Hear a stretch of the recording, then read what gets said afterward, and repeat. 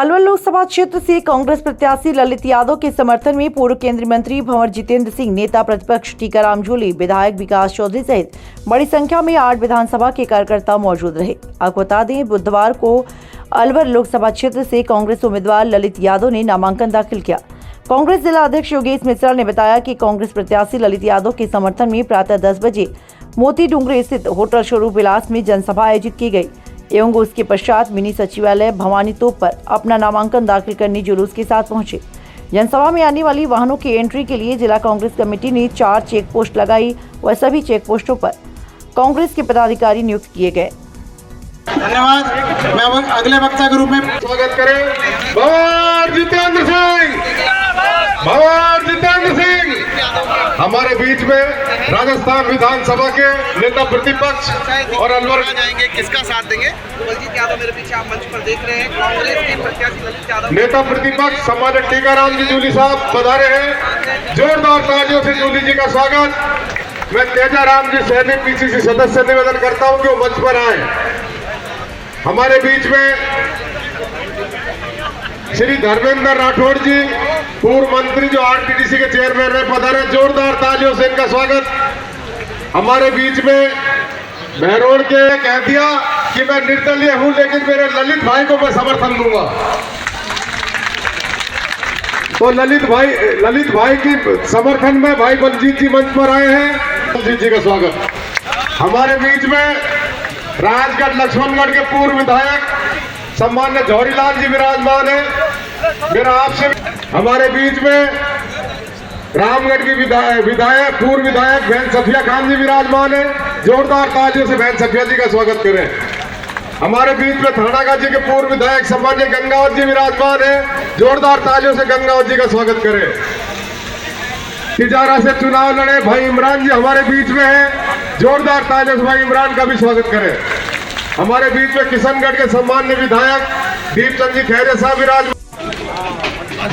धन्यवाद प्रधान जी। हमारे बीच में बहरोड से पूर्व विधायक और बड़े नेता भाई बलजीत यादव जी हमारे बीच पधार रहे हैं। मैं अनुरोध करता हूं कि सभी जोरदार तालियों से भाई बलजीत यादव। यह केंद्र में बहुत बड़े आदमी है, लेकिन आज तक कोई चुनाव उन्होंने नहीं लड़ा। हमारे ललित भाई मुंडावर से विधायक है, युवा है। करें भाई ललित यादव जी का स्वागत, अभिनंदन।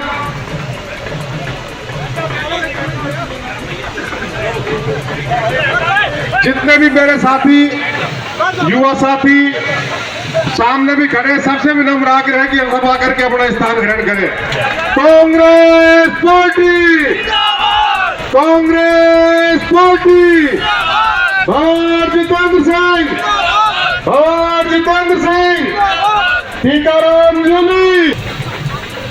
जितने भी साथी साइड में खड़े, मेरा सबसे विनम्र आग्रह है सामने आके स्थान ग्रहण करें। जिसको जहाँ जगह मिले वहीं बैठ जाए।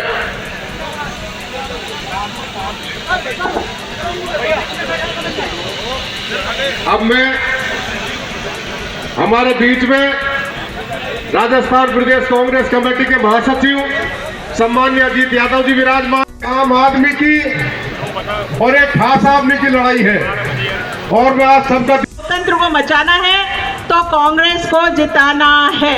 मेरी आपसे हाथ जोड़ के विनती है, अच्छे पोलिंग अच्छी रखिएगा। 19 तारीख को शाम के 7 बजे तक मुस्तैदी से अपने बूथों में रहना और अच्छी पोलिंग कराना और हमारे प्रत्याशी को जिताना। धन्यवाद।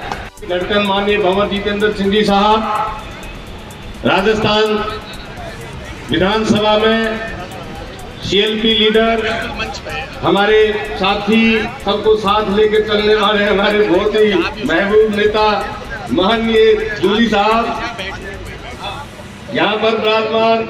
हमारे कितनी बुराइयां करूं कोई फायदा नहीं। आप सबको पता है बीजेपी एक पाखंडों की पार्टी है, झूठ बोलती है, उसकी पूरी नींव झूठ पे रखी जाती है। पिछले 10 साल से आप देख रहे हैं। और कांग्रेस ने देश को आजाद किया है, देश को इतना विकसित देश बनाया है जो है, उसके लिए आप सबका धन्यवाद करती हूँ और उम्मीद करती हूँ इस बार जहाँ हमारे प्रत्याशी नहीं जीत पाए वहाँ भी इसी प्रकार से आप हमारे प्रत्याशी ललित यादव को जिताएंगे। अभी पप्पू सैनी जी और अजीत यादव जी बात कर रहे थे मेवात की, मेवों की। देखिए ये तो मेवा है, ये तो 100% जाएंगे और कांग्रेस की को ही जाएंगे, इसमें तो किसी को कुछ बोलने की ज़रूरत नहीं है। ये वो मेवे जो अकबर से लड़ लिए थे अपने देश के लिए, तो मुझे लगता है पूरे देशभक्त की भावना जो मेवात में है वो कहीं और नहीं।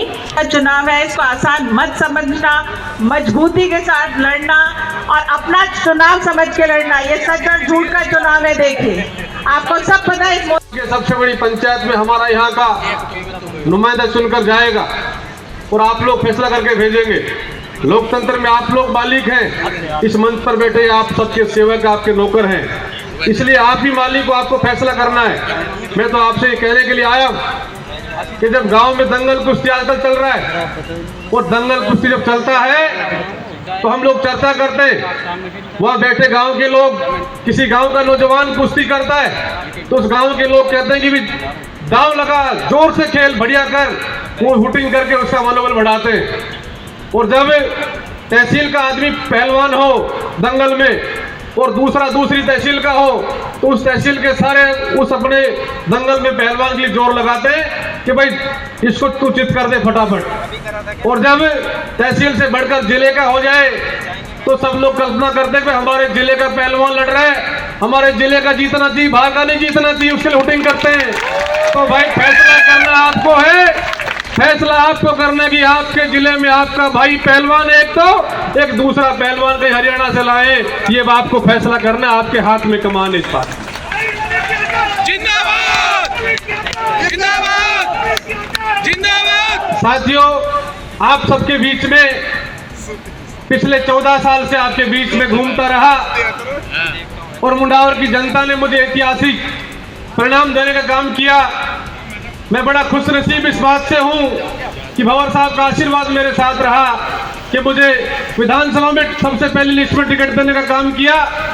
और अभी भी मैं तो मनसा जाहिर कर रहा था, मैंने कहा साहब देख लो आप, लेकिन भंवर साहब ने कहा कि सर्वे रिपोर्ट कह रही है, जनता कह रही है, लोग आपके पक्ष में बात कर रहे हैं और मेरा हुक्म है चुनाव लड़ना पड़ेगा और जनता आपके साथ खड़ी है। साथियों, जब मैं आपके बीच में गया, एक एक तहसील पर मैं गया, तो जिस प्रकार से आपके चेहरे पर चमक देखी, जिस प्रकार किसान के चेहरे पर चमक देखी, मुझे ये लग गया कि अब की बार अलवर की जनता ऐतिहासिक परिणाम कांग्रेस के पक्ष में देने वाली है।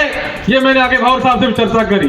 साथियों, आप सबके बीच में लंबे समय से भारतीय जनता पार्टी के सांसद चुनकर गए, 10 साल से भारतीय जनता पार्टी के सांसद रहे। 10 साल में कहीं एक ईंट लगाई हो तो आप लोग बताइए। मीडिया के साथी कई बार चर्चा करते हैं कि भारतीय जनता पार्टी के लोग कहते हैं कि साहब वो बड़ा आदमी है। अरे बड़े आदमी थे तो हमारा सैनिक स्कूल जारा जब कहाँ थे, हमारा एयरपोर्ट जारा जब कहाँ थे, हमारा ESIC का मेडिकल कॉलेज अस्पताल भंवर साहब ने 800 करोड़ रुपए लगा करके बनाने का काम किया, उसको इन्होंने रोकने काम किया, तब कहाँ थे हमारे किसान? 2018 में मेरे बहलोर की 36 कौम की न्यायप्रिय जनता ने मुझे निर्दलीय विधायक बनाकर राजस्थान की विधानसभा में भेजा। मैंने पूरा प्रयास किया कि जनता के हित के लिए सड़क से लेकर सदन तक लड़ाई लड़ी जाए। मैंने पूरा प्रयास किया कि 36 कौम के जवानों के हितों की रक्षा हो। मैंने पूरा प्रयास किया स्थानीय जवानों को फैक्ट्रियों में रोजगार मिले। मैंने पूरा प्रयास किया कि सरकारी नौकरियों में राजस्थान के जवानों की हितों की रक्षा हो। इसके लिए बलजीत यादव ने सूर्य उदय से सूर्यास्त होने तक जान की बाजी लगाकर भी मैंने दौड़ लगाई। मैं राजस्थान की 200 विधानसभा में गया, मेरे राजस्थान के जवानों की आवाज को बुलंद करने के लिए, सरकार का ध्यान आकर्षित करने के लिए 2023 का चुनाव निर्दलीय उम्मीदवार के रूप में लड़ा। और आप सब ने देखा होगा कि षड्यंत्र रच करके जिस प्रकार से अभिमन्यु को घेरा गया, उसी प्रकार से बलजीत यादव को अभिमन्यु की तरह चक्रों में षड्यंत्र पूर्वक घेर करके परास्त किया गया। इसलिए मैं निर्दलीय उम्मीदवार होते हुए भी मेरे पास विकल्प खुले थे कि मैं किसी भी उम्मीदवार का समर्थन करूं, किसी भी पार्टी का समर्थन करूं, चाहे राज का समर्थन करूं, चाहे विपक्ष का समर्थन करूं। लेकिन बलजीत यादव ने हमेशा अंतरात्मा की आवाज पर निर्णय लिया है। बलजीत यादव ने हमेशा 36 कौम की जनता को सर्वोपरि मान के उसकी भावना के आधार पर निर्णय नहीं आए। मैंने जनता से पूछा तो मेरे बेलोर की 36 कौम की जनता ने कहा कि 36 कौम की अलवर की जनता के मान सम्मान के लिए, अलवर जिले के स्वाभिमान के लिए यहाँ के स्थानीय ललित भाई का समर्थन करो, और इसीलिए आपके बीच में समर्थन करने के लिए आया हूँ। और बलजीत यादव के बारे में दुनिया जानती है, मुझे राजनीति नहीं आती है, मेरी कथनी करने में फर्क नहीं है। बलजीत यादव जो कहता है जान की बाजी लगा करके अपने वचन की रक्षा करता है। इसलिए आपके बीच में वचन देके जा रहा हूं कि जिस प्रकार से बलजीत यादव खुद के लिए मेहनत करता है चुनाव में, उसी प्रकार से आपके उम्मीदवार भाई ललित के लिए मेहनत करेगा इस लोकसभा चुनाव में। ये आपको आश्वस्त करके जा रहा हूं।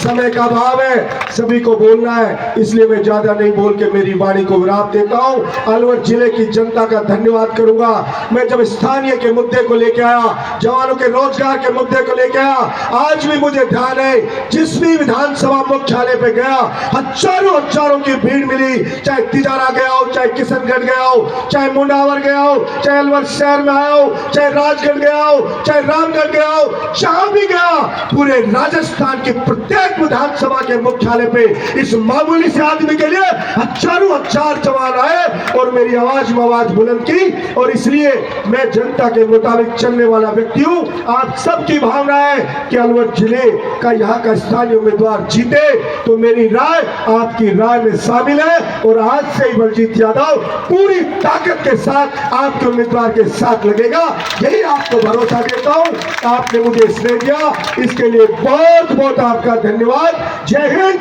जय राजस्थान। राहुल गांधी जिंदाबाद बोलेगा, राहुल गांधी जिंदाबाद बोलेगा। साथियों, भाई ललित यादव जी के समर्थन में आज इस सभा लोगों ने क्या काम किया है। 100 दिन में कोई काम नहीं किया, केवल एक काम इन्होंने किया जो कुछ किया। तो राजीव गांधी सेवा मित्र हमारे 5000 नौजवान लगाए थे, उनके पेट पर लात मारने काम किया, ये काम इन लोगों ने किया है। साथियों, एक भी अच्छा काम नहीं किया। इसलिए हम लोग चाहते हैं कि आने वाले वक्त के अंदर हमारी बात की सुनवाई हो, तो आप लोग अपने भाई के हाथ को मजबूत करके भेजना। नौजवान साथियों, जवानी के लोगों से मैं मिल रहा हूँ।